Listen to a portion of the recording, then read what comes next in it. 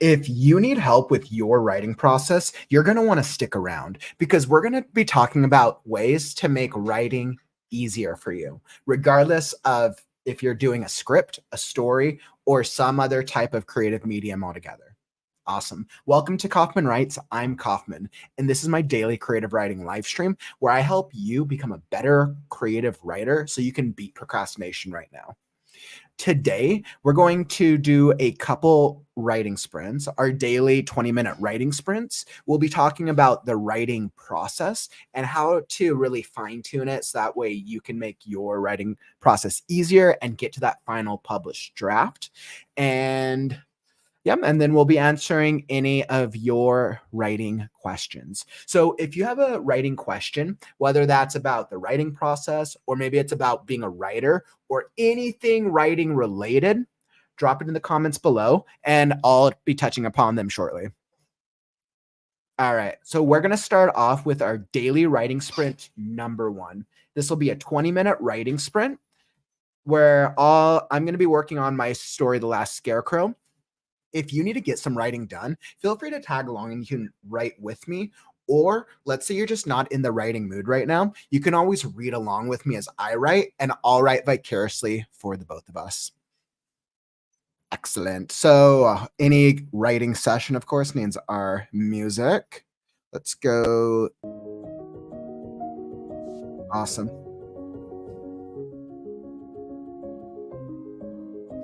Perfect. All right, and I'm going to throw up my screen.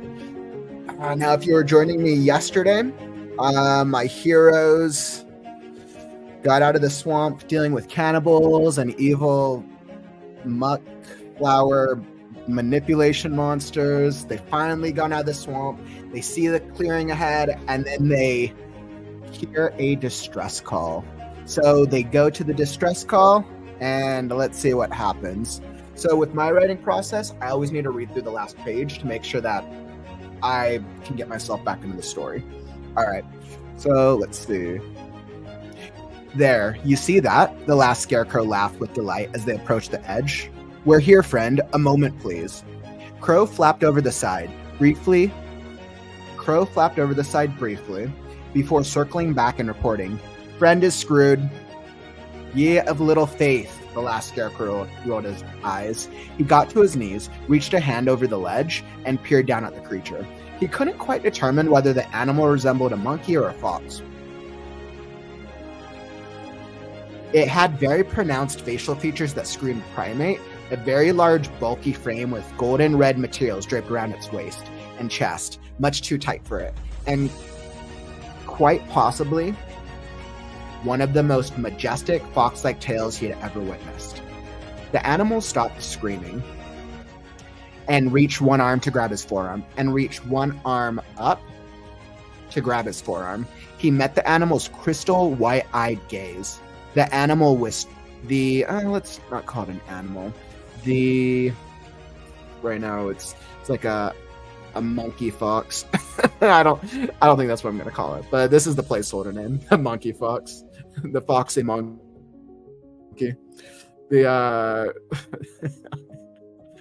Oh god, the monkey creature. The primate creature. The primate fox creature. All right, let's do that. Primate fox creature. I think we'll do that for now. I'm gonna parentheses this because I don't know if I like that. All right. The primate fox creature whispered, "Thanks, bub. I think I could use a hand or two." He giggled with a maniacal glee. He then yanked the last scarecrow's arm back, and using the entire weight of his bulky frame, sent the last scarecrow tumbling over the ledge below. Sorry about that.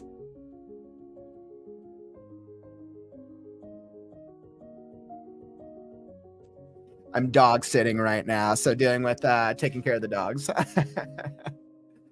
Only whenever a car passes by. All right, so thanks, bub. I think I could use a hand or two. He giggled with a maniacal glee. He then yanked. I think I liked. He giggled with a maniacal glee. and then yanked the last scarecrow's arm back, and using the entire weight of his bulky frame, pulled the last scarecrow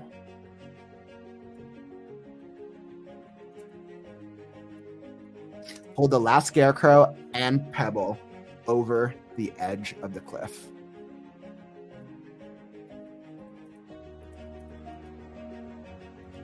I want to make sure that makes sense. So the primate fox creature whispered, "Thanks, bub. I think I could use a hand or two." He giggled with a maniacal glee and then yanked the last scarecrow's arm back, and using the entire weight of his bulky frame, pulled the last scarecrow and Pebble over the edge of the cliff. And then that could use a rewording, but we'll come back to it. Hey, what's up, Stephanie? Welcome. Welcome to the stream today. We're just doing our 20-minute writing sprint. And speaking of our timer, starting the timer, and it's time to write now.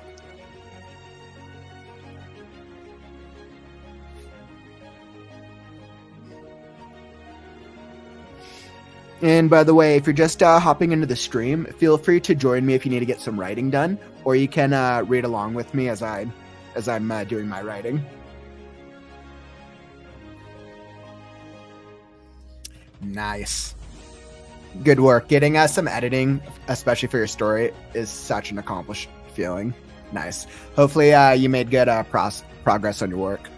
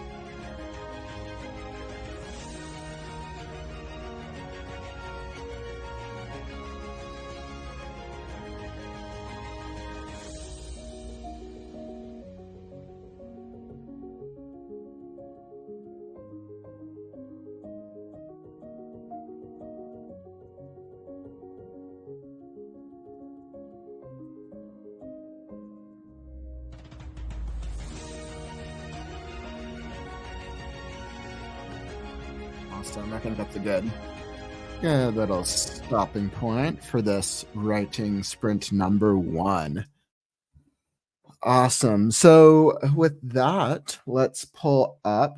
Let's start our 10-minute break and we take a little breather. Awesome. So that was a good writing sprint. I feel like for my work, I'm trying to figure out how I want to get them to the midpoint. Oh, because I know what needs to happen for the midpoint. And originally I was going to when I planned this out, I wanted the midpoint to happen later on in this not the midpoint, but the thing. Let's see, where's my outline? So originally I was going to treat the midpoint a little differently, but I think I want to I want to get them to the next chapter sooner than I was anticipating. Because it feels right. It feels right with who they're about to meet, and then what's going to be happening next after that. So we're going to play around with it because once again they've been captured, and I'm asking myself, is this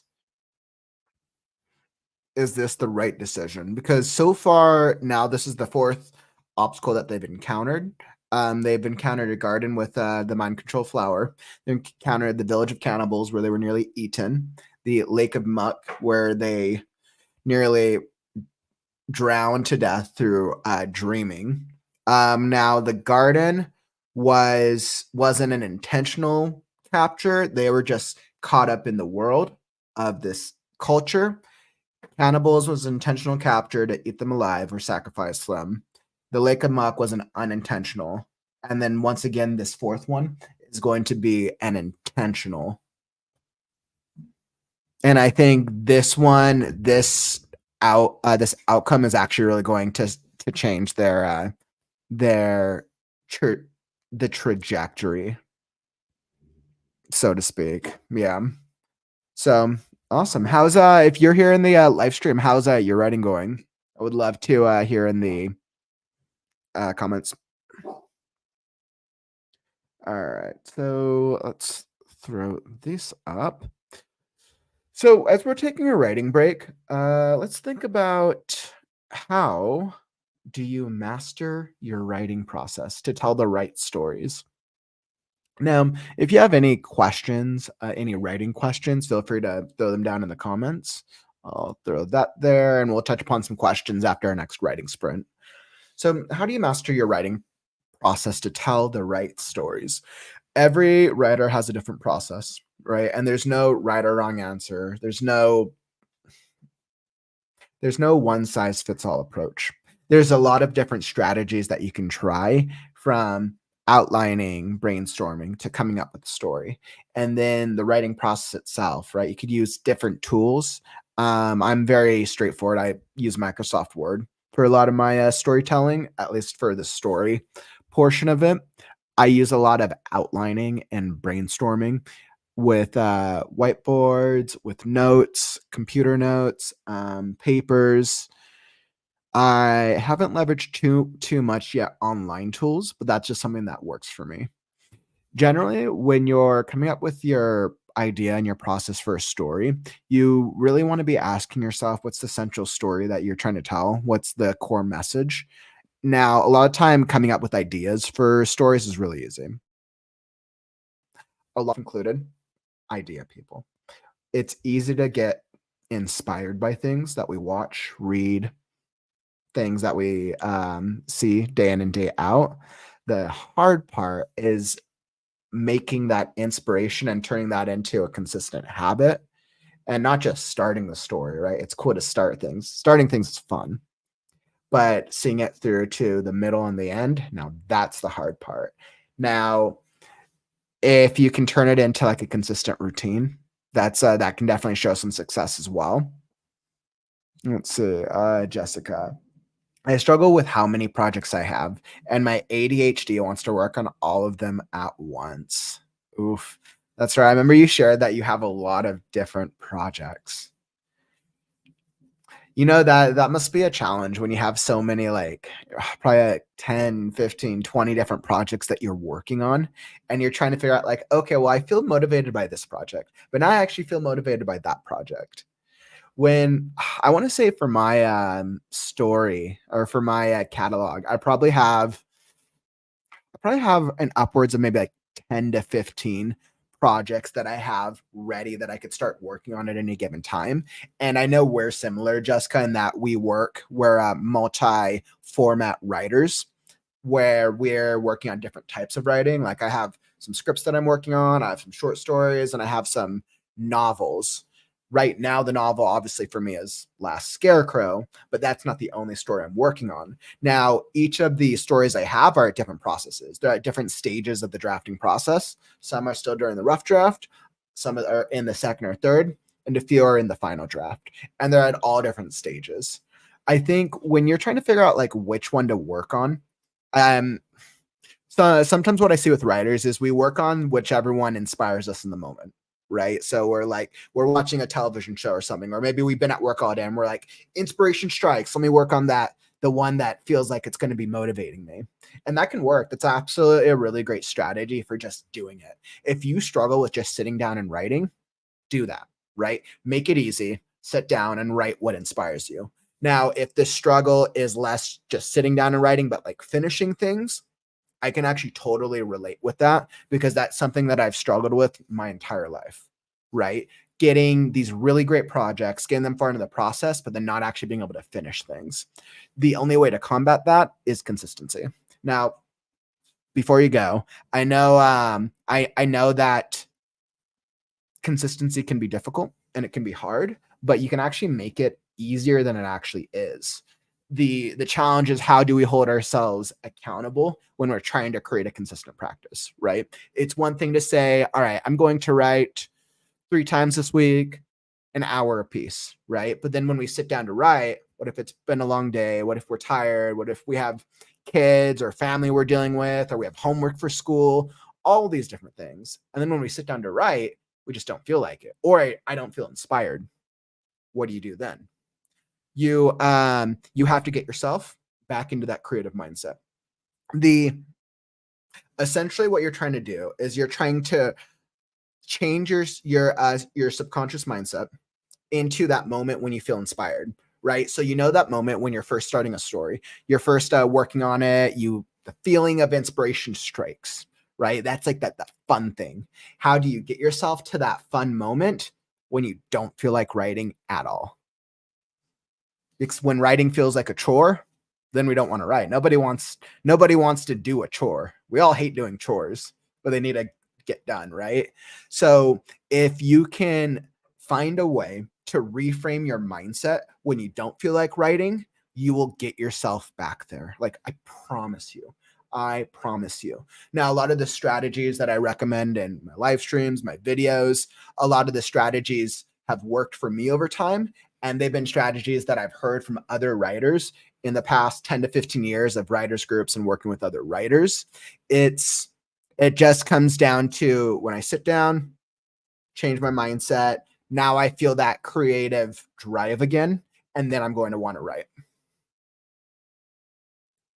Yeah, I hope that helps out a little bit, Jessica. I know how challenging it can be when you have so many different projects that you want to work on. And then especially dealing with ADHD, like that's a whole nother thing.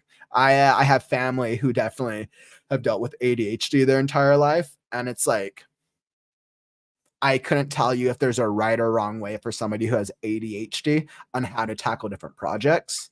Um, Yeah, I think like things with myself, it would just be like common writing techniques that I've seen work for myself or other writers. And clearly there's whatever project you're currently working on, you've chosen it for a reason. So I hope that what you're currently working on is proving to be successful. It can be really difficult though when you're inspired by more than one project at a time.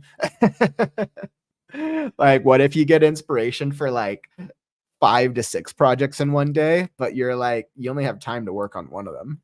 You can't do 5 to 6 projects every day.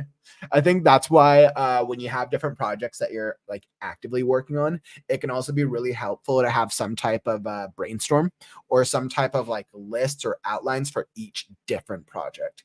Because you know, one of the worst things ever, you're driving, you're dealing with life, you're somewhere, you come up with a brilliant idea for something. It's like incredible for one of your stories. Like, oh my God, it's gonna be like the best character moment, the best dialogue, the best plot, whatever. And then you sit down in front of a computer later and it's gone. Like, but you knew it was great, but now it's gone.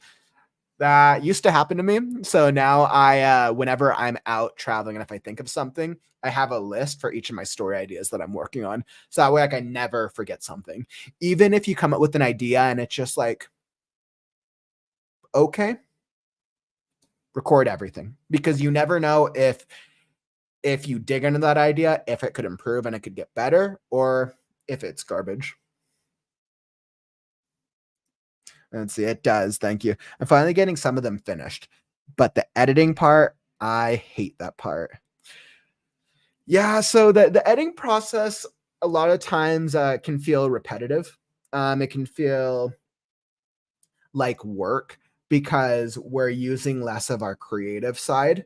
The rough draft of the story is the creative part. That's the fun part. But then we get to the second and third drafts, so we need to go back and edit. It feels like a chore. Something that's worked for me to make editing feel less like a chore is leveraging leveraging the story building, leveraging your outlines, your character development, leveraging the back stuff of all your story, and making sure that as you're going through each part of the edit, through each chapter, scene, whatever, that you're referencing to the story you're trying to tell.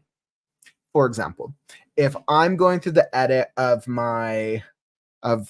let's see, like what I'll do with Last Scarecrow when I get to the edit, I'm going to have like probably 5, 6 large whiteboards. Each whiteboard is going to be a whole character profile. The biggest whiteboard is going to be the overall outline and structure of the story.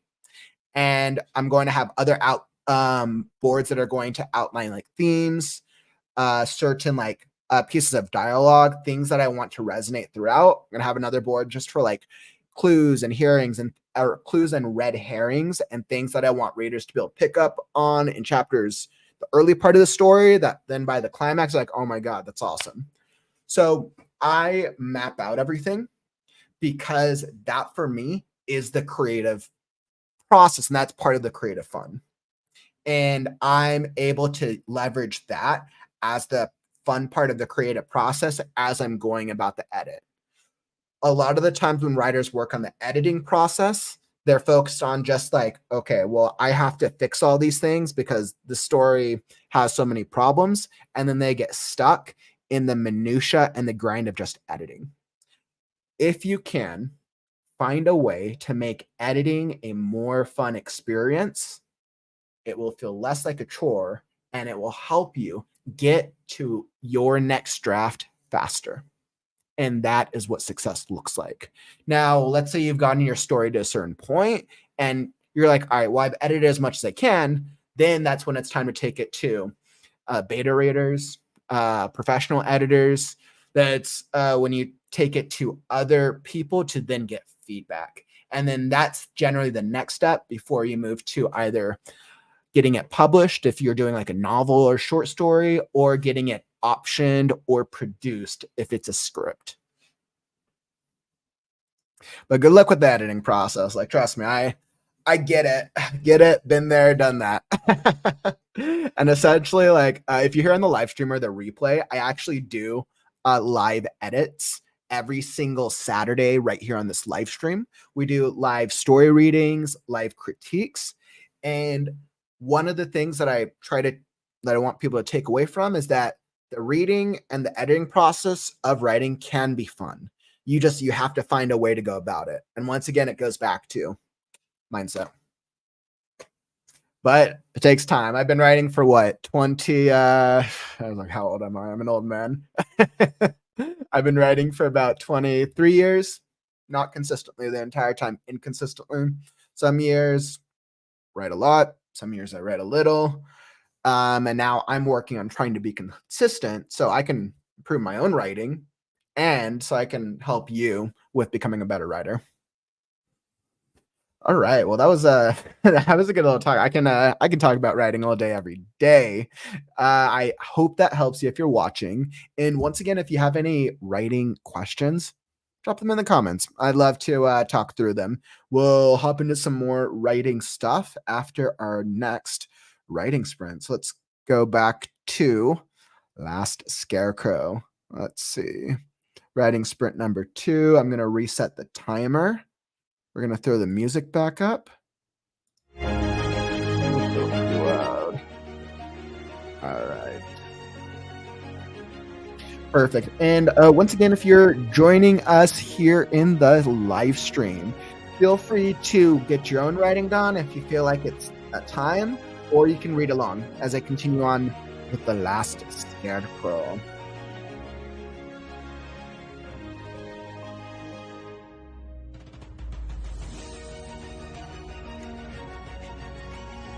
All right. And writing sprint number 2, 20 minutes on the clock, and it's time to write now.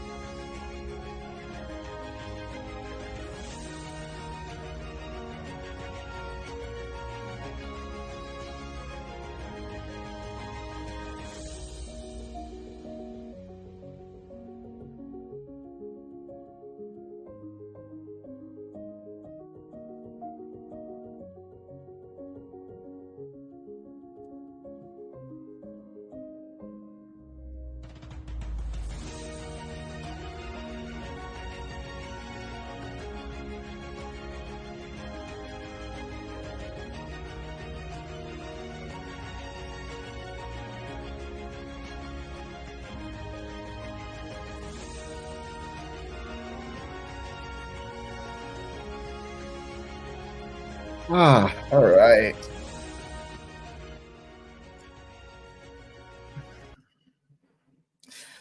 All right, that was a good little writing sprint. I wanted to get through that chapter.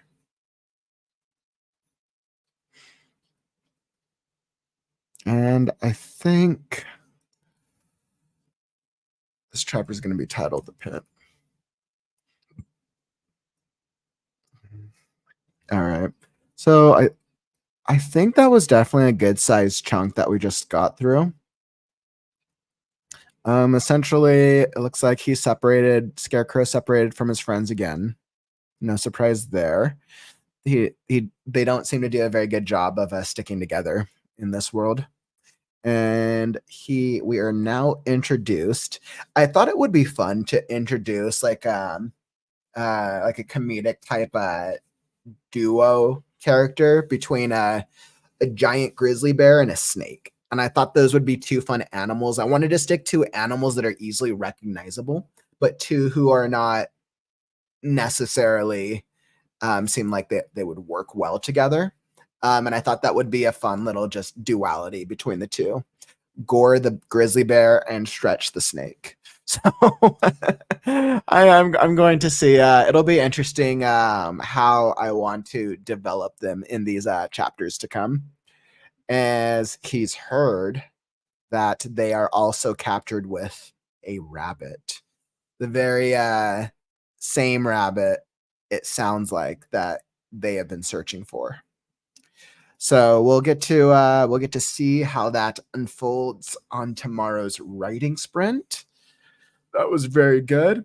I'm most looks like we're at about an hour 30 today, so I'm probably gonna call it.